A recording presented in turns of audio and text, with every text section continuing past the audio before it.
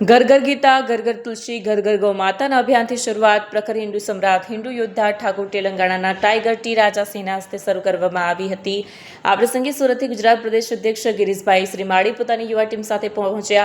આ સમયે જય જય રામના નાદ ગુંજી ઉઠ્યા, જેમાં માંડવી તાલુકાના કાર્યવાહક પરિમલ ચૌધરી તથા ગૌ રક્ષા દળની આખી ટીમ તેમના નેતૃત્વમાં જય પટેલ, ચિરાગ પૂજારી, મહેન્દ્ર રાજ પુરોહિત અને વિશ્વ પ્રવાસી સાંસ્કૃતિક સંઘના ગુજરાત પ્રદેશ અધ્યક્ષ ગિરીશ માળીના નેતૃત્વમાં સુરત જિલ્લા યુવા પ્રમુખ પ્રશાંત સાખરિયા, સુરત જિલ્લા મહિલા મોરચાના અધ્યક્ષ સપના લાખાણી, પલસાણા તાલુકા અધ્યક્ષ યોગેશ મેસુડિયા, ચોર્યાસી તાલુકાના પ્રમુખ ભાવેશ પાટીલ આ સભામાં ગીતાનું મહત્વ શું છે, ગૌમાતાનું મહત્વ શું છે, તુલસીના છોડનું મહત્વ શું છે તેનું વિસ્તારિત સમજવામાં આવ્યું।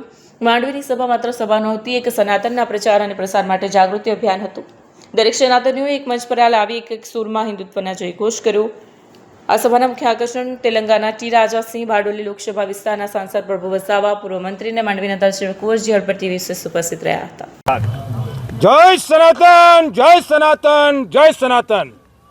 સોમનાથ દ્વારકાધીશની ધરતી આજે ગુજરાતની તાપી મૈયાની ગોદમાં આ સુવર્ણ તક તમામ ગુજરાત તમામ સનાતનીઓને આજે આપણી વચમાં મુખ્ય મહેમાન આપણા સંઘના ઉદ્દેશથી, સંઘના વિચારથી, સંઘના સંકલ્પથી આપણી વચમાં આજે હાજરી આપી છે, જે આપણા તેલંગાના ટાઈગર રાજા, જેને હિન્દુત્વ માટે ઘણા બધા યોદ્ધાઓની સામે વિધર્મીઓની સાથે લડાઈ લડી છે, ઘણા બધા લોકોના મંદિરોના બચાવનો અભિયાન પૂરો કર્યો છે, ઘણા બધા સંતોને સાથે રહીને સંતોને બચાવવાનો અભિયાન પૂરો કર્યો છે।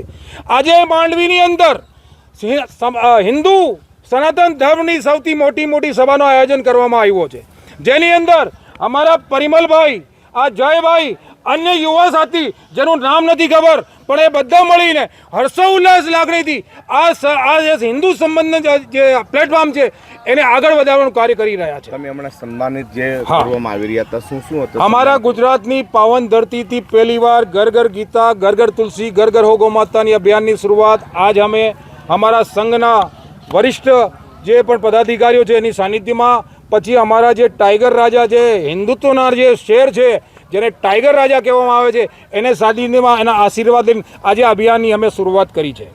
ગીતા કેમ મહત્વપૂર્ણ છે, ગાય કેમ મહત્વપૂર્ણ છે, તુલસી કેમ મહત્વપૂર્ણ છે, આપણા સનાતન ધર્મ એની પરિભાષાનો ઉલ્લેખ આદિ અનાદિકાલથી આપણા ઋષિ મુનિઓ કર્યો છે।